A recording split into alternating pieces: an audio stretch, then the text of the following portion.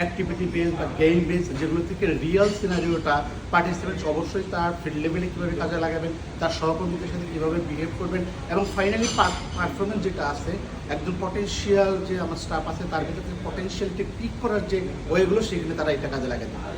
আসসালামু আলাইকুম, আমার নাম নজরুল ইসলাম। আমি ডেপুটি এক্সিকিউটিভ ডিরেক্টর হিসেবে ওয়ালটনে আছি। ওয়ালটনের ট্রেনিং পার্টটা আমি মূলত দেখি। আমি 30 বছর ধরে ট্রেনিংয়ের লাইনে আছি। মূলত আমি এখানে বিভিন্ন ধরনের ট্রেনিং করিয়ে থাকি।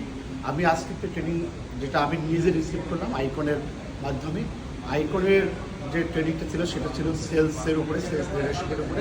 আমার মনে হয় বাংলাদেশে যারা সেলস নিয়ে কাজ করেন, সেটা হতে পারে ফার্মাসিউটিক্যাল, সেটা হতে পারে কোনো প্রোডাক্ট, যে কোনো প্রোডাক্টের জন্য যারা সেলস নিয়ে কাজ করেন তাদের জন্য যোগোপযোগী একটা কোর্স হবে।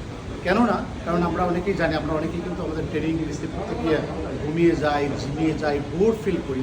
কিন্তু এইটা একটা এমন একটা ট্রেনিং, আমাদের ইফতি ভাই যিনি আছেন আমাদের ফ্যাসিলিটেটর, উনি এমনভাবে ট্রেনিংটা করান যে এখানে পার্টিসিপেন্টকে জেগে থাকতেই হবে। নট অনলি দ্যাট, এখানের যে লার্নিংগুলো সেগুলো হচ্ছে বাস্তবধর্মী, এখানে কোনো একাডেমিক আলোচনা হয় না। প্রত্যেকটা সেশনই কন্ডাক্ট করা হয় অ্যাক্টিভিটি বেস বা গেম বেস, যেগুলো থেকে রিয়েল সিনারিওটা পার্টিসিপেন্টস অবশ্যই তার ফিল্ড লেভেলে কীভাবে কাজে লাগাবেন, তার সহকর্মীদের সাথে কীভাবে বিহেভ করবেন, এবং ফাইনালি পারফরমেন্স যেটা আছে একজন পটেনশিয়াল যে আমার স্টাফ আছে তার ভিতরে পটেনশিয়ালটি পিক করার যে ওয়েগুলো সেখানে তারা এটা কাজে লাগাতে পারে।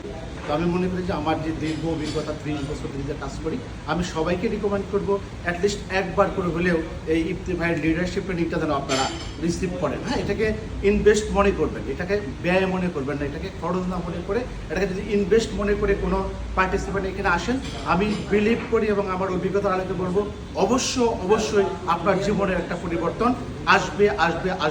সবাই ভালো থাকবেন। আমি প্রত্যেকেরই উজ্জ্বল ভবিষ্যৎ কামনা করি। আসসালামু আলাইকুম।